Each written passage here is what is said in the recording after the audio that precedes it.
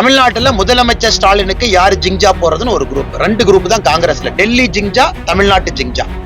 இந்த ரெண்டு ஜிங்ஜாவை தவிர தமிழ்நாட்டு மக்களுக்காக பேசுற காங்கிரஸ் யாருமே இல்லை.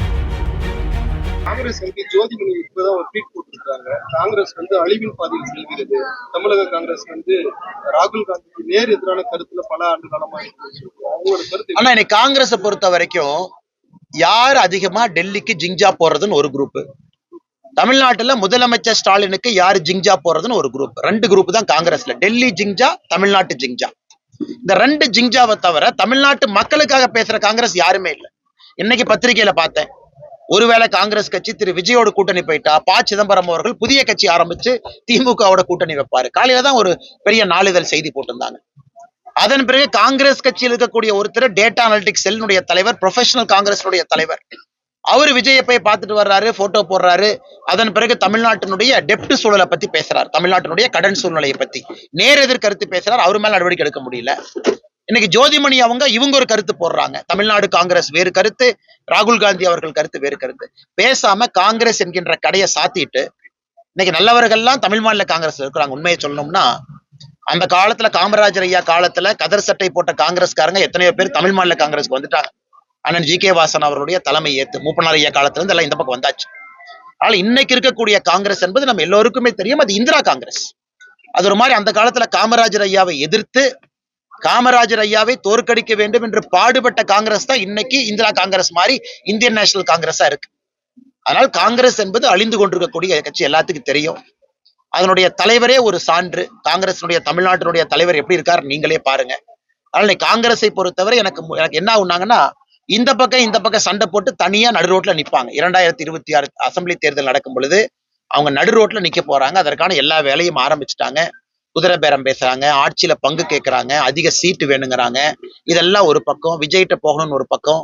அடிக்கடி ஆல் இந்தியா தலைவர்கள் காங்கிரஸ் கட்சியை தமிழ்நாட்டை சமாதானப்படுத்துறதுக்கு வாரம் வண்டி வருது. அவங்க போற இண்டிகோ டிக்கெட்டுக்கே காங்கிரஸ் கட்சியினுடைய கஜானா காலியாயிர மாட்டிருக்கு. அவ்வளவு பேத்த பொதுச்செயலாளர் அனுப்பிட்டே இருக்கிறாங்க. அதனால காங்கிரஸை பற்றி எவ்வளவு பேசினாலும் பேசிக்கிட்டே போலாங்கன்னா, இந்தியாவில் எப்படி காங்கிரஸ் என்கின்ற கட்சி இல்லையோ, தமிழகத்துல இன்னைக்கு தமிழக காங்கிரஸ் என்கின்ற கட்சி கொஞ்சம் கொஞ்சமாக தேஞ்சு எறும்பினுடைய நிலைமையில் இருக்கு. கேரளா ஸ்டேட் திருவனந்தபுரம்ல பிஜேபி தயாரா வந்திருக்கீங்க. இம்பாசிபிள் பாசிபிள் ஆயிருக்கு. நேற்று பாரத பிரதமர் நரேந்திர மோடி அவர்கள் ஒரு கடிதம் எழுதியிருந்தார். அது ரொம்ப முக்கியம். கேரளாவில் திருவனந்தபுரத்தினுடைய மேயராக பொறுப்பேற்றிருக்கக்கூடியவருக்கும் துணை மேயர் அவர்களுக்கும் ஒரு கடிதம் பாரதிய ஜனதா கட்சியினுடைய தொண்டர்கள் சார்பாக பிரதமர் அவங்க கடிதம் எழுதி, அந்த கடிதம் தான் எங்களுடைய பதில் எல்லாம். எத்தனை பேர் உயிரை கொடுத்து இன்னைக்கு பாரதிய ஜனதா கட்சியை திருவனந்தபுரத்தில் அங்க கொண்டு வந்து நிறுத்தியிருக்கிறாங்க. பிரதமர் அவர்கள் அந்த கடிதத்தை பேசியிருந்தாங்க. விக்ஷித கேரளம், வளர்ந்த கேரளம் என்கின்ற ஒரு புள்ளியை மையப்படுத்தி இன்னைக்கு திருவனந்தபுரத்தில் இருந்தோம். நாம் நன்றாக புரிந்து கொள்ள வேண்டும், திருவனந்தபுரம் என்பது கம்யூனிஸ்ட் கட்சியினுடைய கோட்டை. அவங்க மேயரா இருக்கிறாங்க. ஸ்டேட் கேபிட்டல், பொலிட்டிக்கல் கேபிட்டல் அங்கதான் இருக்கு. முதலமைச்சர் அங்கதான் இருக்கிறாங்க.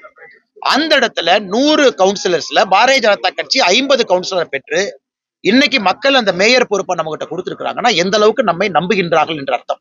அதனால இன்னைக்கு இது ஆரம்பம் மட்டும்தான். 2026 கேரளாவில் பாரதிய ஜனதா கட்சியினுடைய வெற்றி. காசர்கோட்ல 60 ஓட்டுல தோத்தோம். இப்படித்தான் எப்பவுமே நம்முடைய சரித்திரம் இருக்கும். ரொம்ப க்ளோஸா தோத்திருக்கோம் அப்படின்னு. இந்த முறை எல்லாத்தையும் உடைத்து பாரதிய ஜனதா கட்சியினுடைய வெற்றி கேரளத்துல உறுதியா இருக்கும். காரணம், பல பிரச்சாரம் பல இடத்துக்கு நம்ம போயிட்டு இருக்கோம், பார்த்துட்டு இருக்கோம். அந்த அளவுக்கு சார்ஜ் ஆயிருக்கிறாங்க. காங்கிரஸ் அங்கே இல்லை, கம்யூனிஸ்ட் ஆரம்பித்து விட்டது. அடுத்த ஆல்டர்னேட்டிவா பாரதிய ஜனதா கட்சியை பாக்குறாங்க.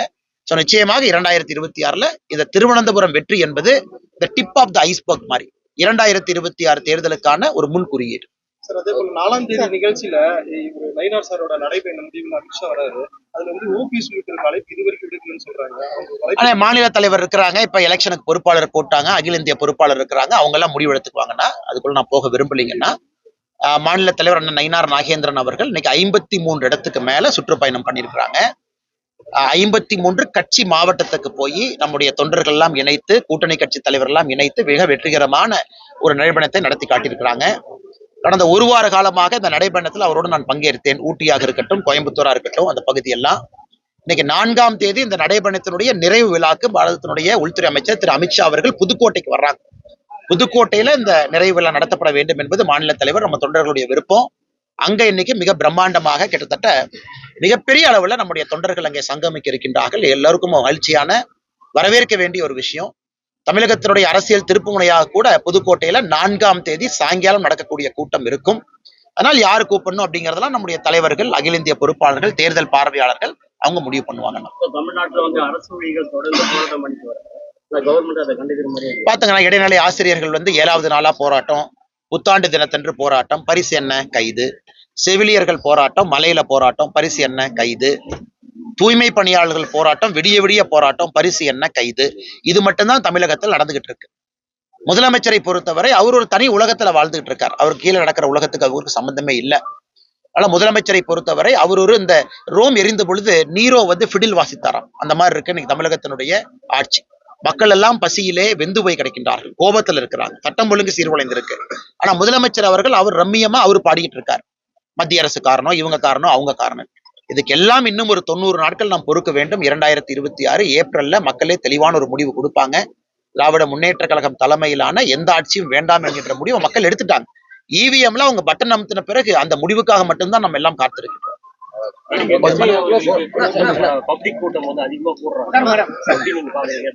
ஆனா நான் எந்த மாநாட்டுக்கு போல, நான் எங்கேயும் பார்க்கலீங்கன்னா, யாரையும் பார்க்கல. எல்லா தலைவர்களும் அவங்கவுங்க கூட்டம் போட்டுட்டும், பிடித்தவர்கள் வந்து பார்க்கட்டும், கேட்கட்டும், அவங்க முடிவெடுக்கட்டும். இவிஎம் மிஷின் போய் சொந்தமாக யோசித்து தமிழகத்தை யார் மாற்றுவார்கள் என்று நம்பி அவங்க வாக்களிக்கட்டும். தொடர்ந்து நாங்கள் சொல்லிக் கொண்டிருப்பது தேசிய ஜனநாயக கூட்டணியின் மீது மரியாதையும் அன்பும் நம்பிக்கையும் வைத்து விட்டார்கள். அது தேர்தலில் பிரதிபலிக்கும்.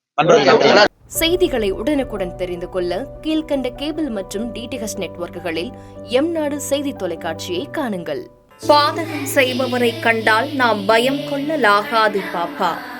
மோதி மிதித்து விடு பாப்பா, அவர் முகத்தில் உமிழ்ந்து விடு பாப்பா. அண்மை செய்திகளை உடனுக்குடன் தெரிந்து கொள்ள இணைந்திருங்கள் எம்நாடு தொலைக்காட்சியுடன்.